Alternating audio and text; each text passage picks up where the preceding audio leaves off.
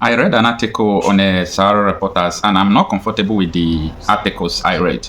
And one of the hints in those articles that make me not to be comfortable is that, number one, when Tinubu visited Buhari, or Buhari visited Tinubu, that was a few days ago in London, as reported by Sahara reporters, that Tinubu promised Buhari that he himself and his close aides will not be touched during their war against corruption. So that sounds so fishy, but that is not the only thing that is making so many people to be angry, including myself. Secondly, the Sahara reporters also published that when the EFCC chairman was arrested, that the presidency sent the DSS to the EFCC office in Lagos to take the documents they are using to prosecute governors and top political officials. So with this, I have come to conclude that the arrest of female offender of EFCC chairman, all those things, these are politically motivated fight. So nobody should think that this Tinubu and his APC cohorts, that they are trying to fight corruption. Never. This is not a fight against corruption, but it is a political war to fight or weaken those who do not support them. Or maybe they are trying to use it to prepare for the next election that is coming. But from every indication through the reports of the Sahara reporters, you could see that what Tinubu and the government on power right now did was just a political war and nothing but that. Listen to this article to the end. President Bola Tinubu has assured his predecessor, Muhammadu Buhari, that he and his close aides will be spared in any anti-corruption war his government engages in, Sahara reporters can report. Sahara reporters learnt on Tuesday that this was discussed during the meeting between Tinubu and Buhari in London, United Kingdom, on Monday night. The president's assurance to his predecessor comes amid repeated and ongoing moves by the secret police, the Department of State Services, to place a lead on further investigation of politically exposed persons by the anti-corruption body, the Economic and Financial Crimes Commission.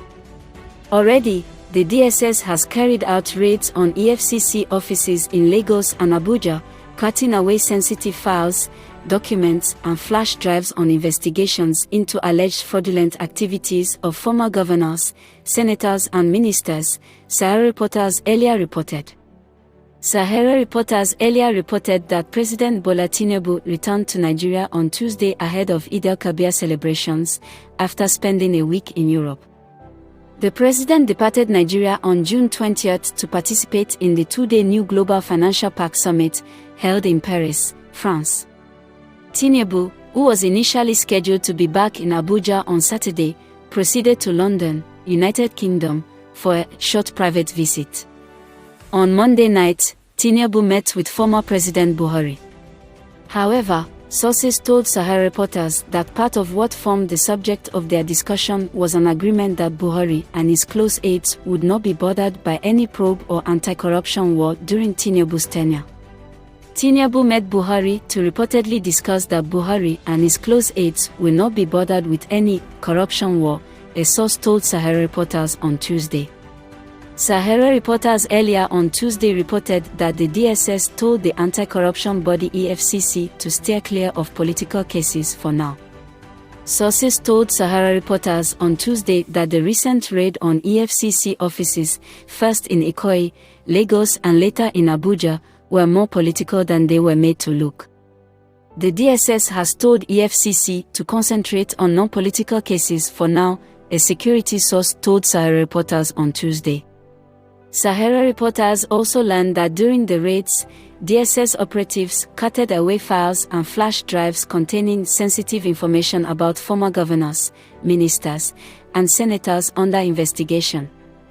During the secret raid of EFCC offices in Abuja and Lagos, the DSS carted away files and flash disks of ex-governors, senators, and ministers under investigation, one of the sources said. On Sunday, June 18, 2023, Sahara reporters exclusively reported that the DSS raided the headquarters of its sister agency, EFCC, on Friday night, June 16. It was reported that the raid lasted till early Saturday morning. The action was undertaken under the cover of the night to prevent the public from knowing about it, it was learned. EFCC personnel were also instructed not to mention anything concerning the raid to members of the public. An insider had told Sahara reporters at the time that the DSS was working in the interest of someone very important to President Bola Tinubu.